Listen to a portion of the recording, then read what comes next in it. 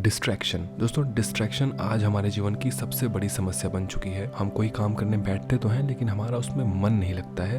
मन इधर उधर कई चीजों में विचलित होता रहता है। भगवान बुद्ध की इस कहानी में हम सुनेंगे कि मन को कैसे काबू में करना है। अगर आपका भी मन आपके कंट्रोल में नहीं रहता है तो इस कहानी के माध्यम से हम जानेंगे कि अपने मन को कैसे कंट्रोल में रखना है और ये कितना उपयोगी है। लोग ये सवाल पूछते हैं कि मेरा मन नहीं लगता है, मैं क्या करूं? मैं मन को एकाग्र करना चाहता हूं पर एकाग्र नहीं होता है। मन को साधना चाहता हूं पर मन कहीं नहीं लग, हमेशा भटकता रहता है। दोस्तों, ये कहानी थोड़ी सी लंबी अवश्य हो सकती है, लेकिन अगर आप ध्यान से इस कहानी को समझेंगे तो मैं आशा करता हूं कि भगवान बुद्ध की भांति आप भी ध्यान को समझ पाएंगे। आप भी समझ पाएंगे मेडिटेशन, एकाग्रता, ध्यान, यह सब क्या है और आप इसे कैसे पा सकते हैं।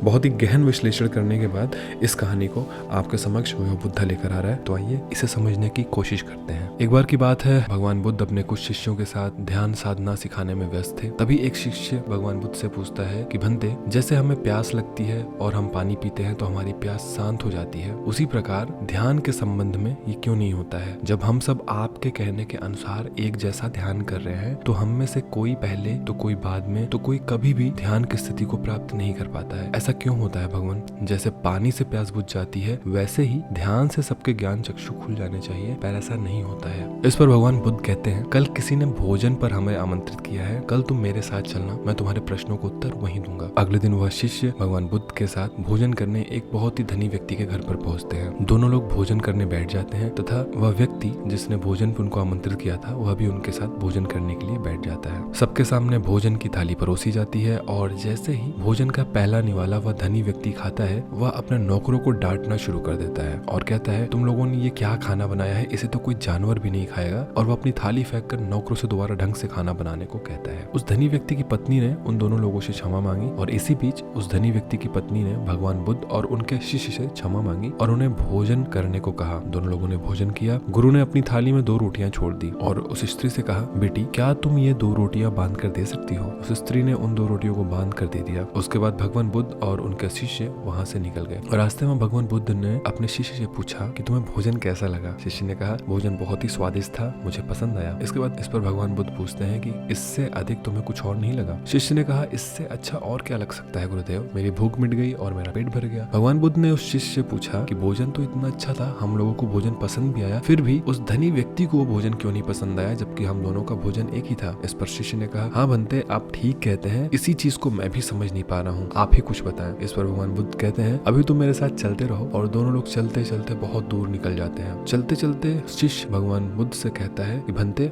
यह मार्ग तो हमारे आश्रम को नहीं जा रहा है, फिर हम कहाँ जा रहे हैं? इस पर भगवान बुद्ध कहते हैं कि बस चलते रहो। और इतना कहकर दोनों फिर से चलने लगते हैं और बहुत दूर चलने पर एक व्यक्ति दिखाई देता है जिसका पूरा शरीर फटे वस्त्रों से ढका हुआ था। और उस व्यक्ति ने जैसे ही भगवान बुद्ध को देखा उनके चरणों पर आ गिरा और बोला, हे परमात्मा, मेरी मदद करिए, मैं 3 दिन से भूखा हूँ, मैंने कुछ भी नहीं खाया है, आप कृपा कर मुझे कुछ खाने को दे दीजिए। भगवान बुद्ध ने उस व्यक्ति को एक पेड़ की छांव में बैठाया और उसको वही 2 रोटियां जो उस स्त्री ने उनको बांध कर दी थी उनको खिलाया। रोटियों को देखते ही उस व्यक्ति की आंखों में चमक आ गई और वह तुरंत ही उन 2 रोटियों को खाने लगा। खाते समय उस व्यक्ति की आंखों से आंसू निकल रहे थे, वह रो रहा था और साथ में रोटी भी खाया जा रहा था और अपने दोनों हाथों से बार बार भगवान बुद्ध और उनके शिष्य को प्रणाम कर रहा था कि मानो किसी अदृश्य शक्ति को कह रहा हो कि तेरा बहुत बहुत धन्यवाद उस रोटी के लिए। उस भूखे व्यक्ति ने खाने के बाद भगवान बुद्ध को प्रणाम किया और उन्हें धन्यवाद किया। इसके बाद भगवान बुद्ध उस व्यक्ति से पूछते हैं कि भोजन का स्वाद कैसा था? उसने कहा, स्वाद के बारे में मैं क्या कहता हूँ भगवान, स्वाद तो था ही नहीं, इसमें तो सिर्फ जीवन था, परमात्मा और ईश्वर था। ये रोटियां नहीं थी, यह तो साक्षात जीवन था। और यह कहकर वह व्यक्ति वहां से चला जाता है। इसके बाद भगवान बुद्ध अपने शिष्य की ओर देखते हुए कहते हैं कि देखो, भोजन वही था, लेकिन एक व्यक्ति को उसमें स्वाद नहीं आता है, तुम्हें इसमें स्वाद आता है, तुम्हें भोजन पसंद आता है, लेकिन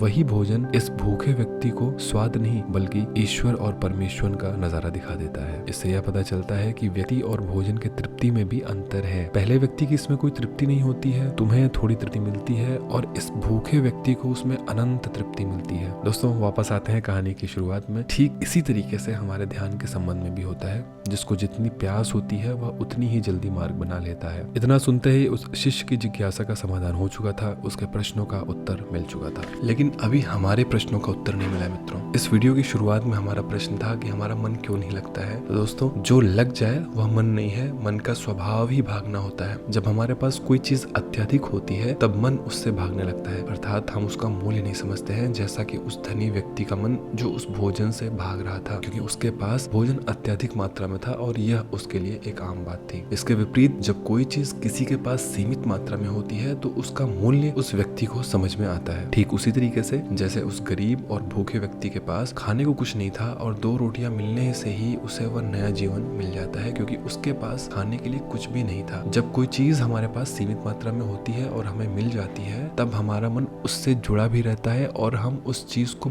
बहुत ही ज्यादा अहमियत देते हैं। जैसे शिष्य का मन जो उस भोजन से जुड़ा हुआ था, उसने उस भोजन के स्वाद को भी जाना, लेकिन जब हमें कोई चीज चाहिए होती है और वह हमारे पास नहीं होती है तो पहले हमारा मन उस चीज के लिए बहुत ही लालित रहता है। हमारा मन हर हाल में उसे पा लेना चाहता है। लेकिन जब कोई चीज प्राणों से जुड़ी हो, जैसे कि वह 2 रोटी जो उसके भूख को मिटा सकती है, वह बात जब प्राणों पर आ जाती है तो मन कहाँ गायब हो जाता है पता ही नहीं चलता है। तब आप स्वाद नहीं देखते हैं, उसका प्रकार नहीं देखते हैं, तब सिर्फ आपको भोजन चाहिए होता है, क्योंकि तब आप एकाग्र हो जाते हैं भोजन के लिए। जो मिले उसी में आपको अपार आनंद मिल जाता है। स्वाद हो चाहे ना हो, आपके प्राण उसे स्वीकार कर लेते हैं और यह तब तक होता है जब तक मन नहीं होता। हम अपने मन को लगाने की बहुत कोशिश करते हैं, लेकिन आपने यह देखा होगा कि मन कहीं भी लगता नहीं और यह लग भी नहीं सकता, क्योंकि इसका काम ही आपको इधर से उधर भगाना है। एक चीज आपको मिली तो दूसरी चीज में मन लगाना, दूसरी चीज मिली तो तीसरी चीज में मन का लगाना। मन संतुष्टि जानता ही नहीं है, वह केवल पाना जानता है, पाने के बाद भूल जाना जानता है। जो मिल जाता है उसे छोड़ देना इसकी आदत होती है और जो छूट गया है उसे फिर से पाना मन की आदत होती है। अपनी जिंदगी के पिछले हिस्सों को देखें और जानने की कोशिश करें कि क्या आपका मन कहीं लगा है, क्या आपका मन कहीं रुका है। मित्रों, थोड़ी देर सोचने के बाद, थोड़ी देर इंट्रोस्पेक्शन करने के बाद आपको ये लगेगा कि यह 100% सही है। आपका मन शायद कहीं लगा ही नहीं, कहीं एक जगह पर टिका ही नहीं, और आप पाएंगे कि आपका मन अभी तक आपको भगा रहा है और आप अभी तक भाग रहे हो। अब सवाल आता है कि अगर मन का काम भागना ही है तो क्या जीवन भर हम भागते ही रहेंगे, क्या हम कहीं रुकेंगे ही नहीं। अब ध्यान से देखने पर ऐसा ही है, जन्म से लेकर मृत्यु तक इंसान भागता ही रहता है, कभी किसी चीज के पीछे तो कभी किसी और चीज के पीछे। लेकिन कुछ इंसान अपवाद भी रहे हैं, वह अपने मन को रोक लेते हैं तथा वह किसी चीज के पीछे भागते नहीं है, बल्कि चीजें उनके पीछे भागती हैं। और ऐसे लोग किसी के पीछे भी नहीं भागते हैं। इसका सबसे बड़ा उदाहरण है भगवान गौतम बुद्ध। कैसे हम अपने जीवन में अपने मन को, अपने आप को नियंत्रित करने से रोक सकते हैं, और इसका एक ही रास्ता है, वह है ध्यान व्यवस्था। जब मन अस्थिर रहता है तब ध्यान ठहराव लाता है। मन लालच देता है, ध्यान लालच को देखने की दृष्टि देती है। मन कहता है दूसरी चीज को पकड़ ले और ध्यान कहता है जो मिला है उसे